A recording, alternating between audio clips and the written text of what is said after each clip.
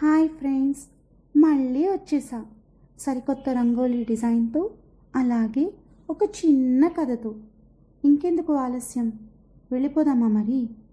అంతకంటే ముందు welcome to my channel మన రంగోలీ కథలు.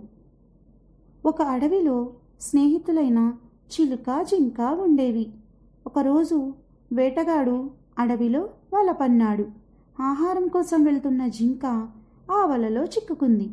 జింకను భుజాన వేసుకుని వేటగాడు ఇంటికి బయలుదేరాడు. ఇదంతా చెట్టుపై నుంచి చూస్తున్న చిలుక తన మిత్రుడిని ఎలాగైనా కాపాడాలనుకుంది. వేటగాడు వెళ్తున్న దారిలో దెబ్బ తగిలి ఎగరలేకపోతున్న దానిలా నటించింది.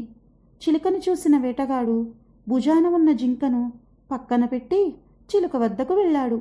అప్పటికే తప్పించుకోవడానికి ప్రయత్నిస్తున్న జింక ఒక్క ఉదుటిన పారిపోయింది. వేటగాడు పట్టుకునేలోపు చిలుక కూడా రివ్వున ఎగిరిపోయింది. నీతి: నిజమైన స్నేహం ఆపదొచ్చినప్పుడు ఎట్టి పరిస్థితిలోనూ విడిచిపెట్టదు. ఎలా ఉంది ఫ్రెండ్స్ నా ఈ చిట్టి కథ? అలాగే మీ లైఫ్లో కూడా ఇలాంటి ఒక స్నేహం ఉంటే ఖచ్చితంగా కమెంట్ చేయండి.